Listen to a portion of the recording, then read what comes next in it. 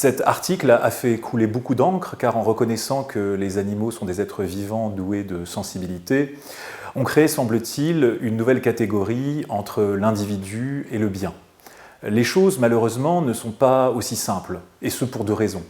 La première, c'est qu'en reconnaissant que les animaux sont des êtres vivants doués de sensibilité, le Code civil ne fait que constater une évidence, un petit peu comme dire que le ciel est bleu.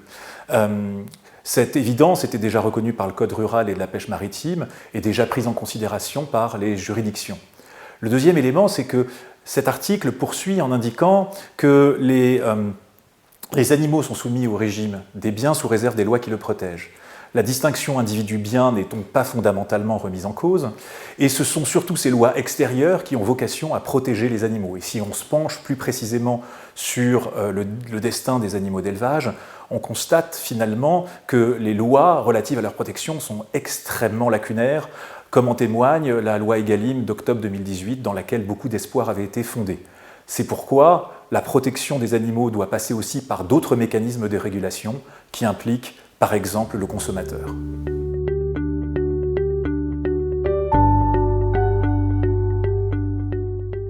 Il y a un paradoxe au sens où les consommateurs européens sont de plus en plus préoccupés par le bien-être animal et en même temps il est extrêmement difficile pour eux de traduire cette préoccupation éthique dans leurs actes de consommation.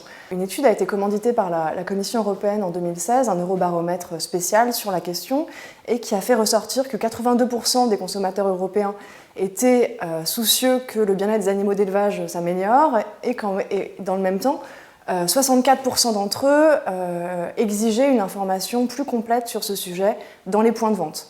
Alors de fait, quand on se rend dans les points de vente aujourd'hui, autant on a une information très développée sur la composition nutritionnelle des produits, on voit aussi les questions de droit social et droit de l'environnement monter en puissance dans l'information des consommateurs. Par contre, le bien-être animal est encore le grand absent des rayonnages.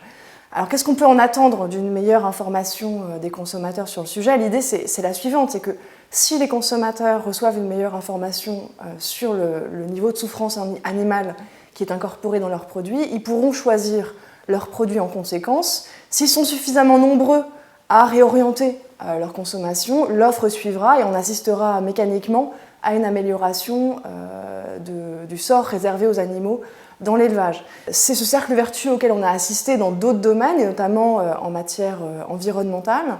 Et il y a une plus-value particulière pour les questions d'élevage, qui est liée au fait que le modèle français d'élevage, c'est un modèle d'élevage extensif de petite taille, et développer la possibilité pour les consommateurs de valoriser le bien-être animal, c'est aussi défendre ce modèle français d'élevage extensif de petite taille face à la concurrence internationale.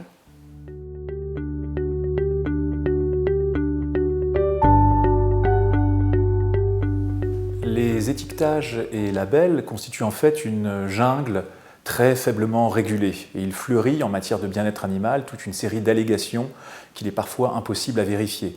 On trouve par exemple sur certains produits que ces œufs proviennent de poules heureuses et élevées en plein air. Qu'est-ce que cela signifie ? Comment s'assurer du bien fondé de ces allégations qui ne font l'objet d'aucune réglementation stricte ? L'expérience qu'on a acquise dans d'autres domaines montre qu'en réalité il y a trois risques. Le premier risque, c'est évidemment l'information trompeuse.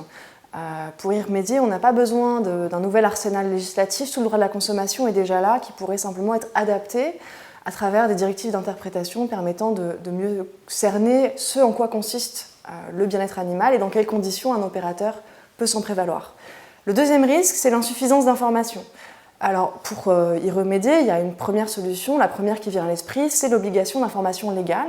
Et on pourrait parfaitement songer à une obligation d'information légale sur le niveau de souffrance animale intégré dans les produits. Une autre manière pour les pouvoirs publics d'agir, c'est de développer la prise en compte du bien-être animal dans la commande publique. Ça pourrait aussi inciter les opérateurs à développer l'information sur ce sujet. Et puis enfin, il y a un troisième risque, c'est un risque symétrique, puisque c'est l'abondance, la surabondance d'informations et le risque que le consommateur finalement soit perdu dans la jungle des labels et que finalement il renonce à prendre en compte ces considérations-là dans ses choix de consommation. La solution, elle passe par un effort des professionnels pour s'accorder sur des référentiels consensuels, et elle passe aussi par le développement d'outils pour aider les consommateurs à décrypter la valeur respective des différentes initiatives.